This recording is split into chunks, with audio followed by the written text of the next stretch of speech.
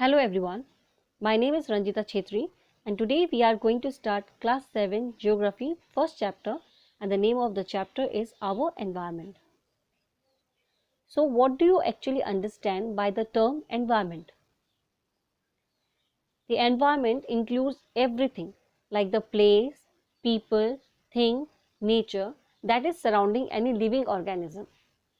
In simple terms, we can say everything that surrounds us, what is affecting us is our environment.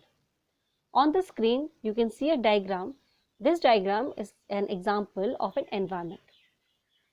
You can see that in a playground, some children are playing and they are surrounded by so many things like the sunlight, the houses, trees, animals, the plants, birds, wells, and so on.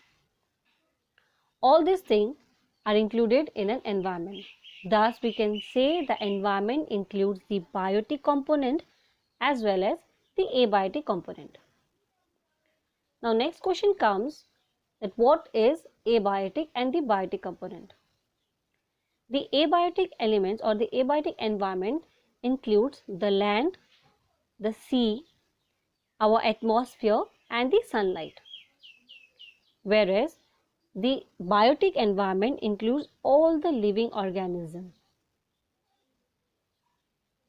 Thus, we can say that the environment is the sum of the biotic as well as the abiotic component. Biotic are the world of living organism and abiotic is the world of the non-living elements. Second important topic of this chapter is about the component of the environment. Our environment mainly has three main components, that is natural, human-made and the humans. The natural components is further divided into hydrosphere, atmosphere, lithosphere and biosphere. The human-made environment is those environment which is created or which is built by the humans. For example, buildings, parks, bridges, roads, industries or monuments. The third important components of the environment is the humans, which include the individual, the family, community, religion, educational, economic and the political situation. Now let us see the natural environment in details.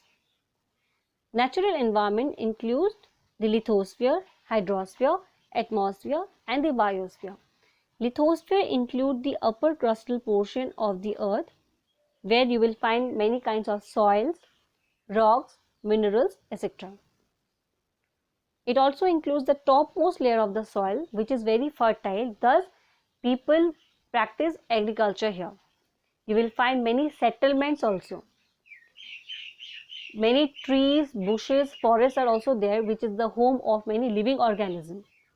Thus this is all about lithosphere. Let's come up to the hydrosphere. Hydrosphere includes all the water bodies that you find on the earth like rivers, seas, oceans, lakes and so on. Third is the atmosphere. Atmosphere is the thin layer of the air that surrounds the earth. This air is comprises of many gases, dust and the water bodies. Water vapor. Lastly comes the biosphere which include all the living organisms, that is plants, animals, birds and so on. Next important topic is the ecosystem. What is an ecosystem?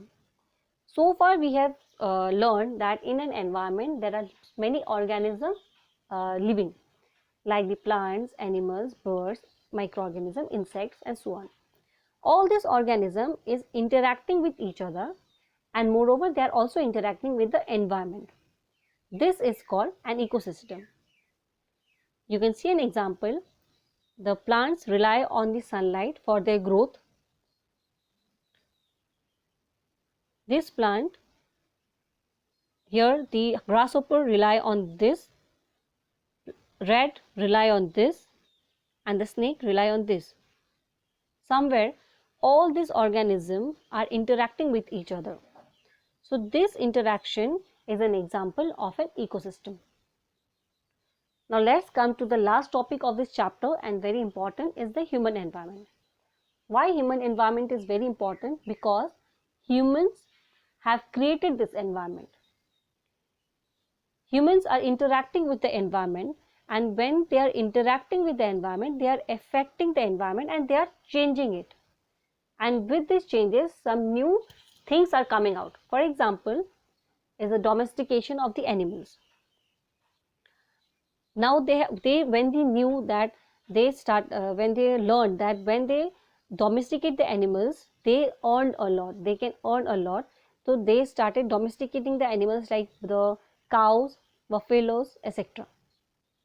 Second, agriculture. As they found that the fertile land can be used for agriculture purpose, so they started practicing agriculture, and this is how a new environment, human environment, was created. Third is the industries.